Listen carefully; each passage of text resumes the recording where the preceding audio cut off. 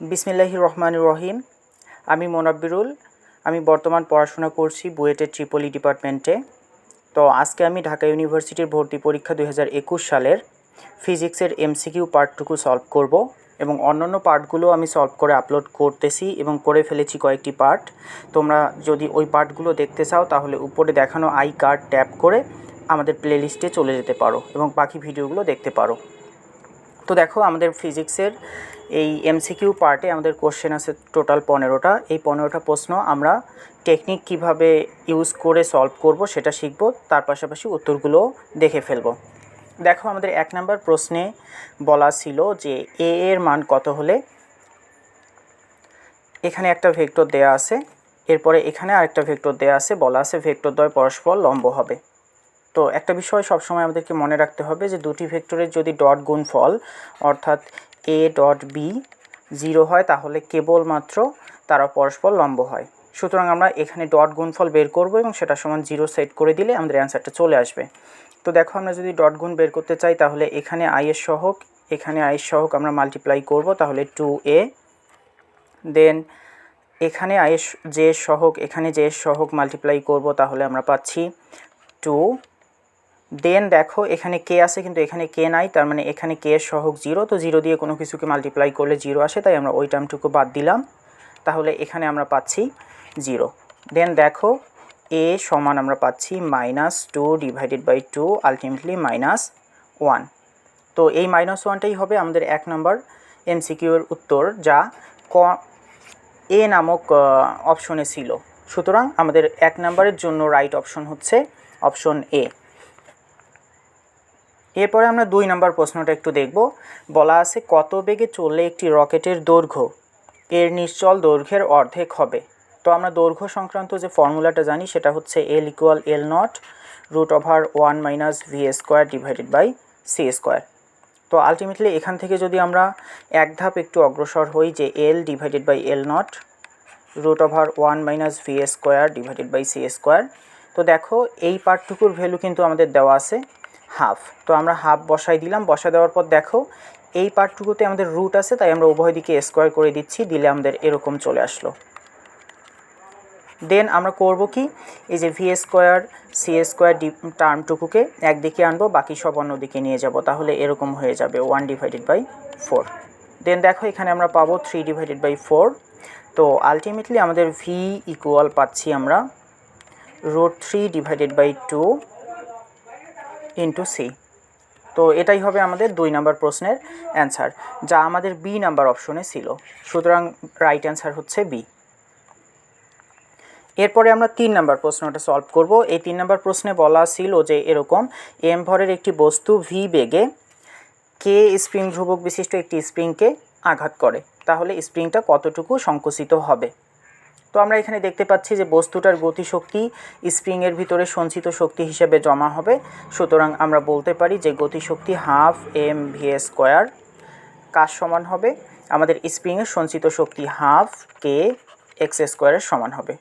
সুতরাং এখান থেকে আমরা x² সমান পাচ্ছি, দেখো হাফ হাফ কেটে দিলাম, তাহলে m divided by k into v²। Then উভয় দিকে রুট করে দিলে আমরা পাচ্ছি x equal √m divided by k into v। এটাই হবে আমাদের সংকুচিত হওয়া পরিমাণের মান। এটা আমাদের অপশন এতে ছিল, সুতরাং রাইট অপশন হচ্ছে এ। এরপরে 4 নম্বর প্রশ্নে দেখো, 4 নম্বর প্রশ্নে বলা আছে যে কোনো একটা বস্তু 12 মিটার ব্যাসার্ধের বৃত্তাকার পথে এত দ্রুতিতে ঘুরছে। এই কথাটা একটু ভালো মতো মনে রাখো। এখানে বলা আছে এত দ্রুতিতে ঘুরছে এবং বলা আছে এটি 4 মিটার পার সেকেন্ড স্কোয়ার হারে বৃদ্ধি পাচ্ছে। এখানে বেগ না, এখানে হবে হারে বৃদ্ধি পাচ্ছে। তো তার মানে দেখো, এখানে তোমার কিন্তু বলা আছে যে দ্রুতি বৃদ্ধি পাচ্ছে। আচ্ছা, তারপরে বলা আছে যে ত্বরণের মান নির্ণয় করো। তো তোমরা অনেকেই এই কাজটা করে ফেলেছো যে আমরা জানি বৃদ্ধির হারকেই ত্বরণ বলে, সুতরাং অ্যান্সার হবে 4। আসলে ব্যাপারটা কিন্তু তা না। এখানে কি বলা আছে, দ্রুতি এই হারে বৃদ্ধি পাচ্ছে। আমরা জানি বেগের বৃদ্ধির হারকে ত্বরণ বলে, কিন্তু দ্রুতির বৃদ্ধির হারকে ত্বরণ বলে না। তাহলে এখানে আমাদেরকে ত্বরণটা আলাদাভাবে বের করতে হবে। আমরা জানি a equal v² divided by r। সুতরাং এখানে তুমি এই যে ভি এর ভ্যালুটা বসাই দিতে পারো। ওই মুহূর্তে যেহেতু আমাদেরকে ত্বরণ বের করতে বলছে, সুতরাং ভি এর ভ্যালু হচ্ছে 6 ডিভাইডেড বাই, এখানে 6-এর উপরে স্কোয়ার দিতে হবে অবশ্যই, আর এর ভ্যালুটা আমরা বসাই দিব। সুতরাং দেখো উপরে 36, নিচে 12, ক্যান্সেলড আউট করে দিলে আমরা উপরে পাচ্ছি 3। তাহলে উত্তর হবে আমাদের 3 মিটার পার সেকেন্ড স্কোয়ার। তো এটা আমাদের অপশন কততে ছিল? অপশন বিতে ছিল। সুতরাং রাইট অ্যান্সার হচ্ছে অপশন বি। এরপরে 5 নম্বর প্রশ্নটা যদি আমরা একটু তাকাই, তাহলে 5 নম্বর প্রশ্নে আমাদের বলা আছে যে অভিকর্ষ ত্বরণ জি বনাম পৃথিবী পৃষ্ঠ হতে গভীরতা এইচের লেখচিত্র অঙ্কন করো। তো আগে আমাদেরকে সমীকরণটা দেখতে হবে, দেখে ওখান থেকে সম্পর্কটা বুঝে নিতে হবে। দেখো আমরা গভীরতার জন্য সূত্রটা শিখতাম এরকম করে যে G H dash equal G 1 minus H divided by R. তো এখানে সব কিছুকে তুমি যদি কনস্ট্যান্ট ধরো তাহলে দেখো জি H dash is proportional to minus H, তার মানে এইচকে আমরা যে হারে বাড়াবো জি সেই হারে কমে যাবে। সুতরাং আমাদের গ্রাফটা দেখতে এরকম হবে যে আমরা দিচ্ছি যে এটা হচ্ছে জি, এটা হচ্ছে এইচ, যখন আমরা পৃষ্ঠে ছিলাম তখন সেটা সর্বোচ্চ ছিল, যখন আমরা কেন্দ্রে যাব তখন সেটা শূন্য হয়ে যাবে এবং এটা এইভাবে কমতে থাকবে। তো এরকম অপশনটা আমাদের কত নাম্বার ছিল? 1 নাম্বার অপশন ছিল, অর্থাৎ এ নাম্বার। সুতরাং এটা হবে আমাদের অ্যান্সার। এরপরে বলা আছে যে দুটি ইয়ংয়ের ডিসির পরীক্ষার মধ্যে চিরদ্বয়ের মধ্যবর্তী দূরত্ব হচ্ছে ডি এবং চির থেকে পর্দার দূরত্ব বড় হাতের ডি। যদি তাই হয় তাহলে বলা আছে পর্দার প্রতি একক প্রস্থে ডোরার সংখ্যা কত হবে। তো দেখো আমরা আগে ডোরা প্রস্থ বিটা বের করে নিব। তো ডোরা প্রস্থ বিটার সূত্র আমরা জানি যে ল্যামডা ডি ডিভাইডেড বাই এই যে চিরদ্বয়ের মধ্যবর্তী দূরত্ব, তাহলে এখানে হচ্ছে ডি। সুতরাং আমরা বলতে পারি যে এত দূরত্বে ডোরার সংখ্যা একটি, অতএব 1 মিটার দূরত্বে বা যাই বলো না কেন 1 একক দূরত্বে ডোরার সংখ্যা হবে, এই পার্টটুকু উল্টে যাবে, তাহলে এরকম হয়ে যাবে ল্যামডা ডি। দেখো এটা কোন অপশনের সাথে মিলে গেছে? এটা এ নাম্বার অপশনের সাথে মিলে গিয়েছিল, সুতরাং এটা হবে আমাদের অ্যান্সার। এরপরে 7 নম্বর প্রশ্নটার দিকে যদি আমরা একটু তাকাই, তাহলে 7 নম্বর প্রশ্নে বলা আছে সরল দোলকের দোলনকাল 50% বাড়াতে কার্যকর দৈর্ঘ্যের পরিবর্তন কত হবে। তো আমরা সরল দোলকের জন্য সূত্র জানি T2 ডিভাইডেড বাই T1 সমান হয় √L2 ডিভাইডেড বাই L1। তো এখান থেকে যদি আমরা দেখি তাহলে L2 সমান আসে এরকমটা T2 divided by T1 square into L1। তো দেখো আমরা যদি 50% দোলনকাল বাড়াই তার মানে T2 এর ভ্যালুটা কত আসে আমরা দেখি। T2 এর ভ্যালুটা হবে আগের T1 প্লাস T1 এর 50%। সুতরাং এখান থেকে আমরা পাচ্ছি 1.5 T1। তো এই 1.5 T1 যদি আমরা লিখি তাহলে এখন এখান থেকে আমাদের অ্যান্সার বের করাটা সহজ হয়ে যাবে। 1.5 T1 নিচে হচ্ছে T1 স্কোয়ার L1। তো আলটিমেটলি আমরা এখানে পাচ্ছি 1.5 স্কোয়ার L1। তো এখন কি করতে হবে? দৈর্ঘ্যের পরিবর্তন দেখতে হবে। তো পরিবর্তন যদি আমরা বের করতে চাই তাহলে সেটা বের করা যাবে L2 থেকে L1 বিয়োগ করে। তাহলে 1.5 স্কোয়ার মাইনাস 1, তার সাথে থাকবে L1। তো আলটিমেটলি এখানে আমাদের আসবে 2.25 মাইনাস 1 L1 দেন 1.25 L1। তাহলে এখান থেকে যদি শতকরা বের করি তাহলে কত আসবে? 125% আসবে। এই 125 আমাদের কত নাম্বার অপশনে ছিল? সি নাম্বারে। সুতরাং এটা হচ্ছে আমাদের রাইট অ্যান্সার। এরপরে আমরা 8 নাম্বার প্রশ্নে আসব। 8 নাম্বার প্রশ্নে বলা আছে আদর্শ গ্যাসের তাপমাত্রা কেলভিন স্কেলে 4 গুণ বৃদ্ধি পেলে তার অণুগুলোর মূল গড় বর্গবেগ অর্থাৎ আরএমএস ভেলোসিটি কত গুণ বৃদ্ধি পাবে। তো আমরা সিআরএমএসের জন্য সূত্রটা জানি সিআরএমএস সমান √3RT ডিভাইডেড বাই এম। তো এখান থেকে আমরা দেখতে পাচ্ছি যে তাপমাত্রা এবং বেগের মধ্যে সম্পর্কটা হচ্ছে এরকমটা। তো দেন দেখো তাহলে আমরা যদি কি করি, এই যে নতুন আরেকটা সিআরএমএস পাবো অন্য একটা তাপমাত্রায়, সেটাকে আমরা ড্যাশ ধরলাম তো যদি হয় এরকম তাহলে দেখো এখানে বলা আছে 4 গুণ বৃদ্ধি করা হয়েছে তাপমাত্রা, তাহলে √40। তো আলটিমেটলি এখান থেকে আমরা পাচ্ছি 2√T। তো দেখো তাহলে কত গুণ হয়ে গেল, 2 গুণ হয়ে গেল। সুতরাং আমাদের উত্তর হবে 2 গুণ, এবং এই 2 গুণটা কত নাম্বার অপশনে ছিল, সি নাম্বার অপশনে ছিল। সুতরাং রাইট অ্যান্সার হচ্ছে সি। এরপরে আমরা 9 নাম্বার প্রশ্নে আসব। 9 নাম্বার প্রশ্নে বলা আছে চার্জিত করার পর ব্যাটারি খুলে ফেলা হলো একটা সমান্তরাল পাত ধারকের জন্য। সঞ্চিত শক্তির পরিমাণ U0, পাত দুইটির মধ্যবর্তী দূরত্ব দ্বিগুণ করা হলে সঞ্চিত শক্তির কী পরিমাণ পরিবর্তন হবে। তো আমরা সঞ্চিত শক্তির জন্য ফর্মুলা জানি, হাফ CV²। তো দেখো আবার সি সমান আমরা জানি ε0A/d। তো আমরা এখানে যদি বসিয়ে দেই তাহলে পাচ্ছি হাফ ε0A/d ইন্টু v²। তো তাহলে এখন যদি আমরা অন্য কিছুকে সব কিছুকে যদি কনস্ট্যান্ট ধরে নেই বা পরিবর্তন না করি তাহলে শক্তি দূরত্বের ব্যস্তানুপাতিক হয়ে যাচ্ছে। সুতরাং দূরত্ব যদি আমরা দ্বিগুণ করি শক্তি অর্ধেক হয়ে যাবে, অর্থাৎ উত্তর হবে U/2। এটাই হচ্ছে অ্যান্সার। এবং এটা কত নাম্বার অপশনে ছিল, এটা এ নাম্বার অপশনে ছিল, তাই এটা রাইট অ্যান্সার। এরপরে দেখো 10 নম্বর প্রশ্ন। 10 নম্বর প্রশ্নে বলা আছে কিউ আধান বিশিষ্ট একটি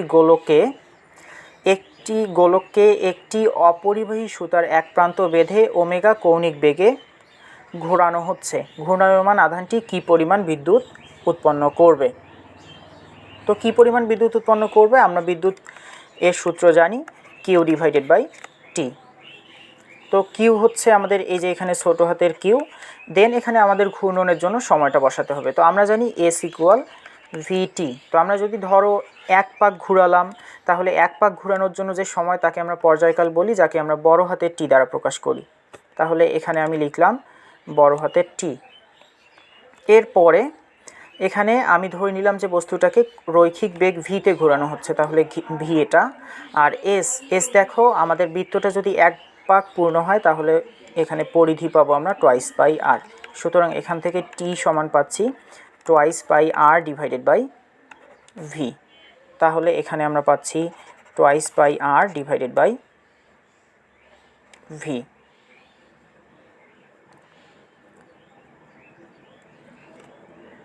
তাহলে এখানে দেখো QV/, আসবে 2πr। কিন্তু দেখো এখানে রৈখিক বেগের দ্বারা কিন্তু আমাদের প্রকাশ করা নেই, বলা আছে কৌণিক বেগ। তাহলে কৌণিক বেগ এবং রৈখিক বেগের মধ্যে সম্পর্কটা আমরা কিন্তু জানি। এখান থেকে ওমেগার মান বের করে নেই, দেখো V/r। তার মানে যে জায়গায় V/r আছে সেটাকে তুমি ওমেগা দ্বারা রিপ্লেস করতে পারো। সুতরাং দেখো Q/2π, এখানে V/r। তো এটা সমান তুমি লিখতে পারবা ওমেগা। তাহলে উত্তর আসতেছে Q/2π। এটা কত নাম্বার অপশনে ছিল, ডি নাম্বার অপশনে। সুতরাং এটাই হচ্ছে রাইট অ্যান্সার। এরপরে আসো 11 নাম্বার। এই 11 নাম্বার প্রশ্নে বলা ছিল যে স্থিতিস্থাপক গুণাঙ্কের মাত্রা নির্ণয় করো। তো স্থিতিস্থাপক গুণাঙ্কের মাত্রাটা আমরা কীভাবে বের করব, আমরা জানি y সমান হচ্ছে উপরে পীড়ন নিচে বিকৃতি। তো পীড়ন মানে হচ্ছে চাপ, আর বিকৃতি তো আমাদের বিকৃতি। এখানে দেখো এই যে বিকৃতির কোনো কিন্তু মাত্রা নেই, তাহলে চাপের মাত্রা আমরা যেটা পাবো সেটাই কার মাত্রা হবে, আমাদের স্থিতিস্থাপক গুণাঙ্কের মাত্রা হবে। তো চাপ সমান আমরা জানি F/A। আবার F সমান জানি আমরা MA/, বড় হাতের এ। দেখো M বলতে ভর বোঝায়, তাহলে এর মাত্রা বড় হাতের M। A বলতে ত্বরণ বোঝায়, যার মাত্রা হচ্ছে L/2। আর A বলতে দৈর্ঘ্যের উপর বর্গ, তাহলে L²। সুতরাং এখানে দেখো M L−1 T−2, এটাই হবে আমাদের মাত্রা। এটা কত নাম্বারে ছিল, বি নাম্বার অপশনে ছিল। সুতরাং বি হচ্ছে রাইট অ্যান্সার। এরপরে কোন ত্রুটি দূরকরণের উত্তল লেন্স ব্যবহার করা হয়। তো এটা তোমরা সবাই জানো যে উত্তল লেন্স অর্থাৎ মোটা মোটা চশমা কিন্তু আমাদের মুরব্বীরা ব্যবহার করে। আর মুরব্বীদের জন্য কোন ত্রুটি তৈরি হয়ে যায়, দূরদৃষ্টি তৈরি হয়ে যায়। তার মানে ওনারা কাছে দেখতে পারে না কিন্তু দূরে দেখতে পারে। তাহলে এখানে আমাদের উত্তরটা হবে দূরদৃষ্টি। দূরদৃষ্টি কত নাম্বার অপশনে ছিল তোমরা একটু চেক করে নিবা, এটাই হবে অ্যান্সার। দেন এরপরে আমরা যদি এই অংশটা সলভ করতে চাই, এই প্রশ্নটাতে দেখো 13 নম্বর প্রশ্নে বলা আছে যে এই প্রশ্নবোধক চিহ্নে কি থাকবে। তো এটা বের করার জন্য আমরা ধরে নিলাম প্রশ্নবোধক চিহ্নে আমাদের থাকবে x নামক একটা কোনো কিছু যার ভর হবে a আর পারমাণবিক সংখ্যা হবে b। তো তাহলে এখন আমরা এই যে ডান পক্ষের পারমাণবিক সংখ্যা সমান লিখব বাম পক্ষের পারমাণবিক সংখ্যা, অর্থাৎ 13 যোগ এখানে আমরা পাচ্ছি 2 সমান হবে 14 যোগ এখানে কত b। তাহলে এখান থেকে b এর ভ্যালু পাচ্ছি আমরা 1। এরপরে আমরা আরেকটা জিনিস দেখব যে ভর সংখ্যা কত। তো তাহলে ভর সমান করব আমরা। তো দেখো 27 প্লাস 4 সমান কি হবে 30 প্লাস a। তাহলে এখান থেকে আমরা a এর ভ্যালু পাচ্ছি 1। তাহলে অজানা জিনিসটা হচ্ছে এরকম জিনিস, দেখো কার পারমাণবিক সংখ্যা 1 এবং ভর সংখ্যা 1, আমরা সকলেই জানি এটা হচ্ছে প্রোটনের জন্য। তাহলে আমাদের রাইট অ্যান্সার হবে প্রোটন, যেটা সি নাম্বারে ছিল।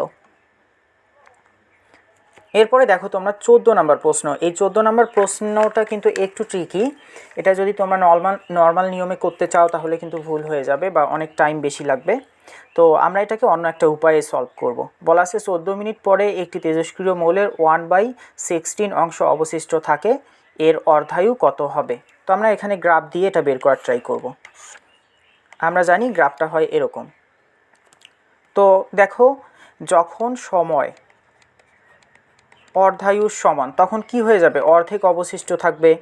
তারপরে এই অর্ধেক থেকে তারও অর্ধেক হবে কখন, যখন 1/4 অবশিষ্ট থাকবে, তখন কিন্তু সময় হবে 2t½ এরপরে দেখো এখানে 1/8 হয়ে যাবে এবং তখন সময় হবে 3t½ দেন দেখো 1/16 হবে যখন সময় হচ্ছে t = 4t½ তো তাহলে আমরা পাচ্ছি যে 4t½ পরিমাণ সময় পরে কি হয়ে যাবে 1/16 অংশ অবশিষ্ট থাকবে। এবং দেখো এই সময়ের মান কত দেওয়া আছে 14 মিনিট। তাহলে এখানে আমরা 14 বসাই দেই। সুতরাং t½ সমান আসবে 14/4, আলটিমেটলি 7/2। তো আমাদের অ্যান্সার হবে 7/2। এটা কত নাম্বার অপশনে যেন ছিল, সি নাম্বার। তাহলে এটাই হচ্ছে আমাদের অ্যান্সার। এরপরে সর্বশেষ যে প্রশ্নটা আছে সেটা হচ্ছে যে পরিবর্তিত তড়িৎচালক প্রবাহের গড় বর্গের বর্গমূল আরএমএস ভ্যালুটা দেওয়া আছে, দিয়ে বলছে যে শীর্ষমান কত। তো আরএমএস এবং শীর্ষমানের মধ্যে সম্পর্ক আমরা জানি, পিক ভ্যালু বা শীর্ষমানটা হয় আরএমএসের √2 গুণ। তাহলে এখানে দেখো √2 × 10। তো তোমরা অপশনগুলো যদি চেক করো দেখো এখানে √2 এর ভ্যালু অবশ্যই 1-এর থেকে বেশি, তার মানে 1-এর থেকে বেশি কোনো কিছু দিয়ে গুণ করলে এই সংখ্যাটা বড় হয়ে যাবে, অর্থাৎ 10-এর থেকে বড় কোনো অ্যান্সার আসবে। তো এতটুকু যদি তুমি বোঝো তাহলে তোমার অ্যান্সারটা কিন্তু হয়ে যাবে, কারণ অন্যান্য অপশনগুলো সব ছিল 10 এবং 10-এর থেকে ছোট। সুতরাং যেটা 10-এর থেকে বড় ছিল সেটাই হবে আমাদের অ্যান্সার, এবং যার ভ্যালু ছিল 14.14। এটা কত নাম্বারে ছিল, বি নাম্বারে ছিল। সুতরাং এটাই হচ্ছে আমাদের অ্যান্সার। আশা করি তোমরা খুব ভালো মতো এই এমসিকিউগুলো বুঝেছো। তোমরা যদি অন্যান্য যেরকম রিটেন এবং ম্যাথ, কেমিস্ট্রি এই পার্টগুলো সলিউশন পেতে চাও তাহলে আই বাটনে ক্লিক করে আমাদের প্লেলিস্টটা ঘুরে আসতে পারো। ধন্যবাদ সকলকে এতক্ষণ আমার সাথে থাকার জন্য। আল্লাহ হাফিজ।